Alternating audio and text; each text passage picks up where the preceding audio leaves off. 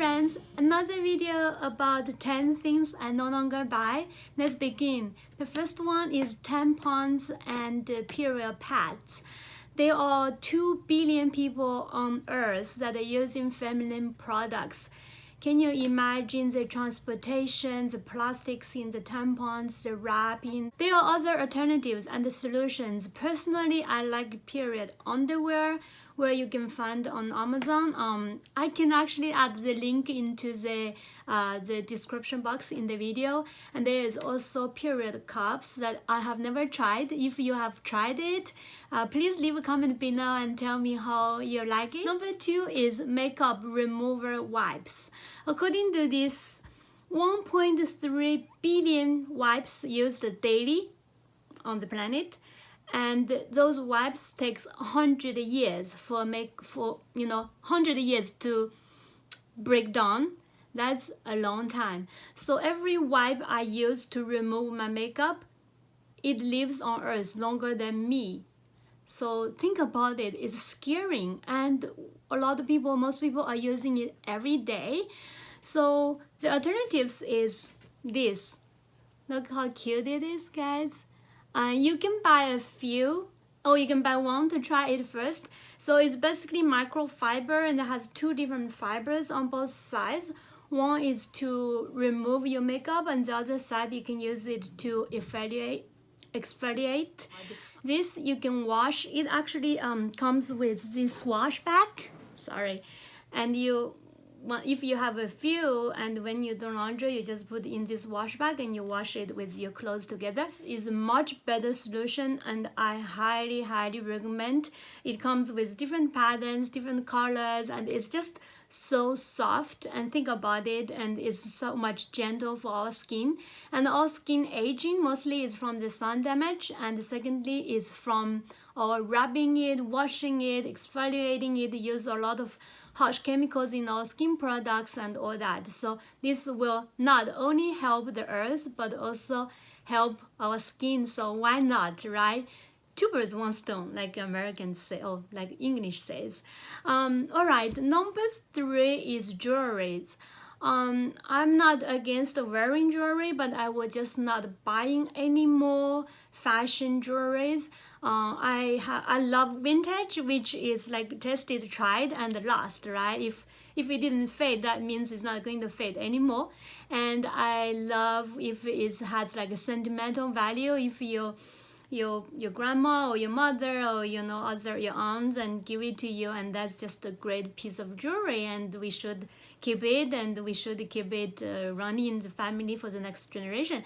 And also, if it's a gift, I receive a piece of jewelry, I would love it, and it's always welcome. So, but fashion jewelries, they just don't look good. They look cheap, and they will tarnish, they will fade, and they probably made with the worst material because they're only a few dollars or $10-20. And also we tend to not like them after 1 or 2 use, so it's really a waste of material, and it's really not sustainable. Number 4 is bright colors and pattern clothing. I know I'm wearing this dress, which is very bright and is very scary patterned, but I got this at Goodwill for a few dollars, and it just fits me so well. And if I don't like it anymore, I can always sell it for maybe even double the price, so why not? And also because my size is so tiny at my local Goodwill, the extra small or the clothing like this one that is an Asian brand, people here tend not to buy them because they don't recognize those brands from Asia, like from China, Korea, and Japan. But for me, when I see a piece of articles like this, it's like a great brand, very well made, and it's like a high-end brand in China. But no one wants it here at Goodwill for like $4.99, and it's perfectly my size. I would buy it because this dress, actually will last maybe another 50 or 100 years because it's just so well made and the material is so good and it's very festive. I can wear this for Chinese New Year, for if I go to a party, and it's good for the evenings because the colors and it's kind of a little bit shiny on some of those flowers. I don't know if it's flowers. So yeah, I love it. So something like this I do recommend, but most of my wardrobe in my closet are gray, black, white, which is kind of called capsule wardrobe. If you don't know the term, you can search, Google it, and you can also find a lot of YouTubers introducing how to create a capsule wardrobe. That means everything you have in your closet goes together with anything else you own. So it's kind of in the same color theme or similar, or things that just don't clash. Number 5 is gym shorts. All right, so I'm not telling you to cut a perfectly good pair of jeans, but if you have a pair of jeans that still fits but is old, for example, the holes are getting too big, or it's a little bit too short for your style, or for any reason you don't like it anymore, you can turn it to shorts. So this is my husband's old jeans. I just cut it, and then I made a little style at the end and give him a little bit, I don't know, a little bit design with whatever I feel like, and I also put a little bit on the back, so make it more casual, because the pair of jeans was a little bit plain, and for summer wearing shorts is very casual. So, and this is how I made his gym Dylan shorts, and he loves it. He wears it all the time, and I do the same for myself. So old jeans, before you throw it away, and think about it if there's any other use for it. I've seen people like YouTube videos teaching people how to transfer old jeans to a tote, to a shopping bag, and things like that. All right, number 6 is cable.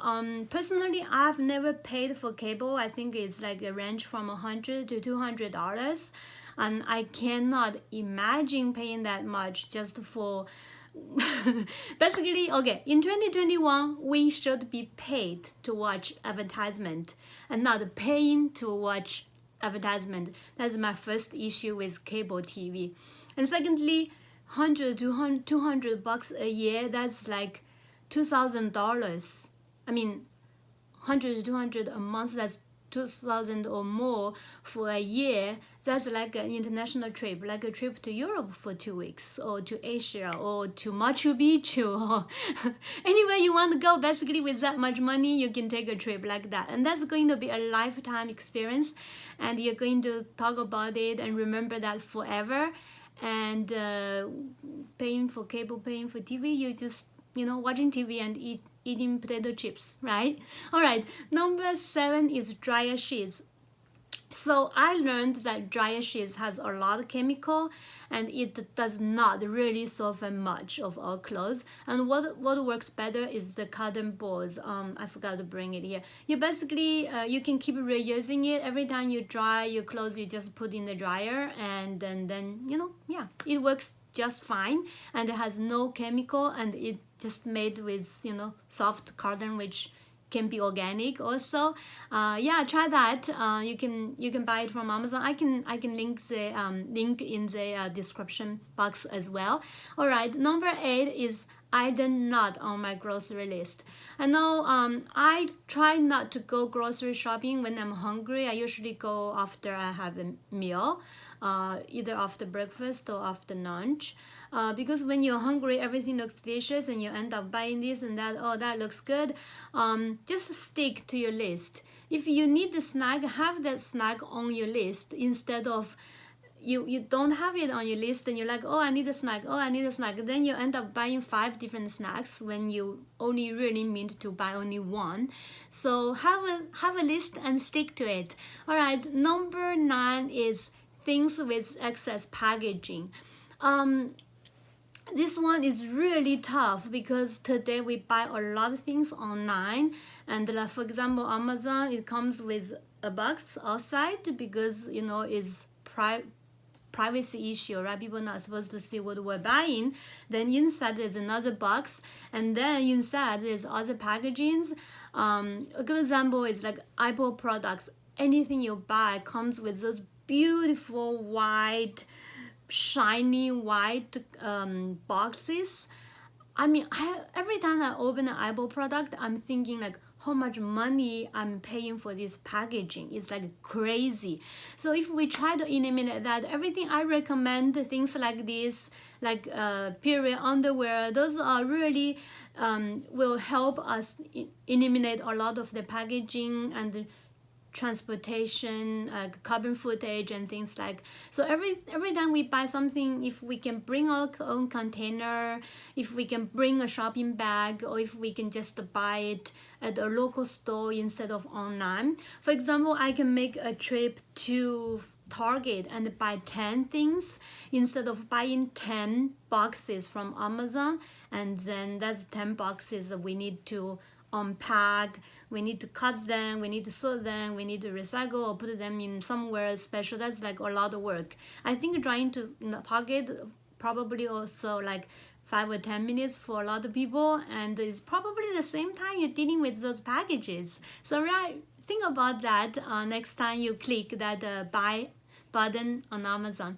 All right, number 10 is anything that I don't have a space for in the house, I'm not buying.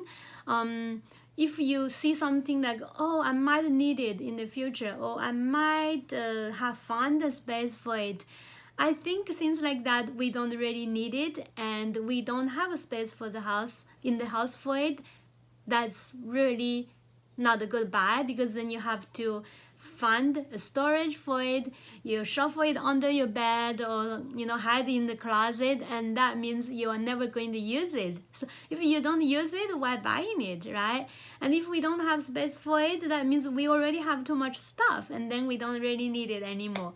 Anyway, those are my 10 things that I stopped buying or no longer buy or never bought. I hope it inspires you.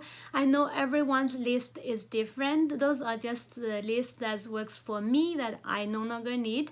I just hope it inspires you to think twice next time you're buying something, or next time you think of an alternative. Like, think before you're throwing things away, think about if there's a second life for it. Anyway, I hope you liked the video. Please hit like and subscribe button if you haven't already, and I will see you in my next video. Thank you. Bye bye.